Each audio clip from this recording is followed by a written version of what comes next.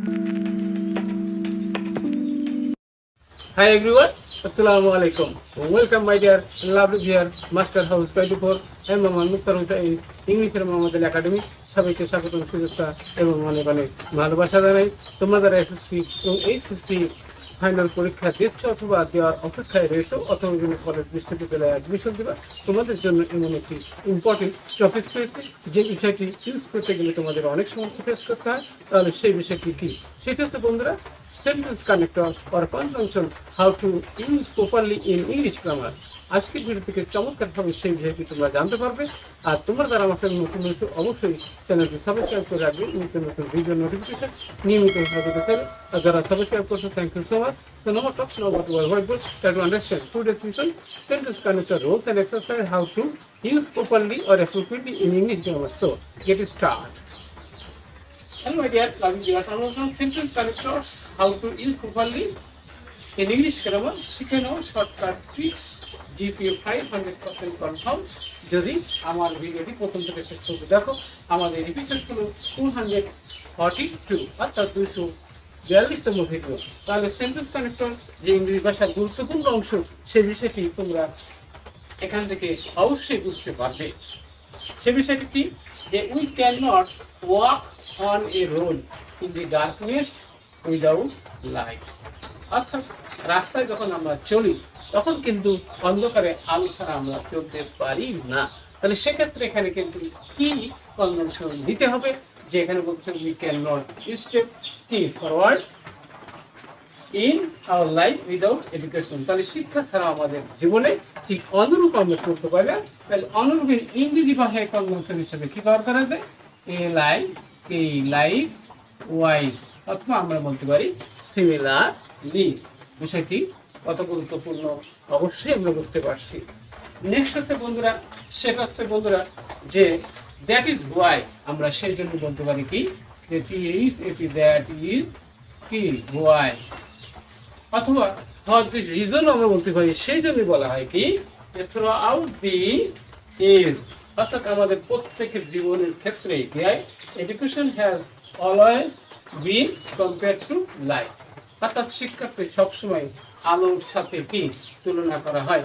যেরকম রাস্তায় অন্ধকারে চলতে গেলে আলোর দরকার হয়, আমাদের জীবনে চলতে গেলে অবশ্যই আমাদের শিক্ষার দরকার হয়। ওকে, তারপরে বন্ধুরা বলতেছে কি যে অন দি আদার হ্যান্ড, অপর পক্ষে বলতেছে কি অন দি আদার হ্যান্ড, অপর পক্ষে মানে অপর দিকে অজ্ঞতা কি করে, ইগনোরেন্স হ্যাজ অলওয়েজ বিন কি কম্পেয়ার টু ডার্কনেস। তাহলে অজ্ঞতা অন্ধকারের সাথে তুলনা করা হয়। ওকে, তারপর বলছে বন্ধুরা সেটা কি যে ইন ফ্যাক্ট মানে কি বস্তুত পক্ষে, ইন ফ্যাক্ট বস্তুত পক্ষে বা প্রকৃত পক্ষে দি লাইট অফ এডুকেশন এই লাইটে না, অর্থাৎ শিক্ষার আলো আমাদেরকে আলোকিত করে। ওকে, তারপরে আমরা বলতে কি বিসাইড, তাছাড়াও আমরা বলতে পারি কি বিসাইডস মানে কি তাছাড়াও, ইট ব্রডেন্স মানে কি প্রসারিত করে, কি প্রসারিত করে our mind and widens our outlook, আমাদের মন এবং দৃষ্টিভঙ্গিকে প্রসারিত করে, সেটি হলো শিক্ষার আলো বা শিক্ষা।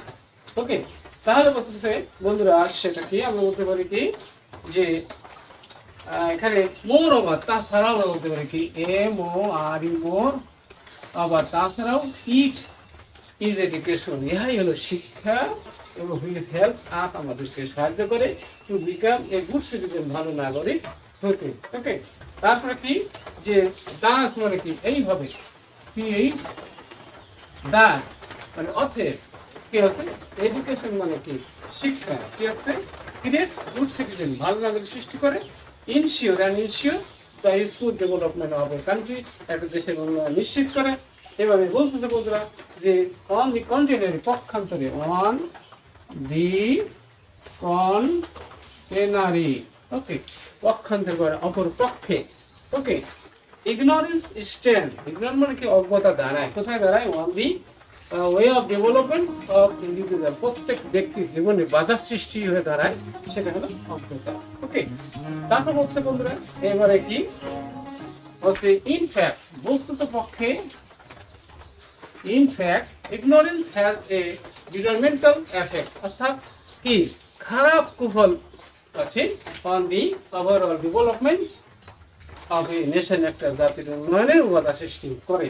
তারপর প্রশ্ন, তাহলে বন্ধুরা আমাদের কি করা উচিত? তাহলে এবারে so we should come forward to educate every single person of our country. আমাদের দেশের প্রত্যেক নাগরিককে শিক্ষিত করতে হবে, and thereby ensure the development of our country. তাহলে আমাদের দেশের উন্নয়ন নিশ্চিত আমরা করতে পারবো।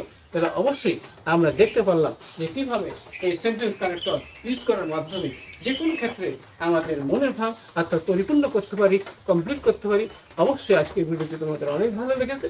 কোথায় বুঝতে এবং কী বিষয়ে ভিডিও দেখতে চাও শুধু কমেন্ট করে জানিয়ে দেওয়া। সবাই সুন্দর এবং সাকসেসফুল জীবন কামনা করে এখানেই বিদায় নিচ্ছি। আল্লাহ হাফেজ।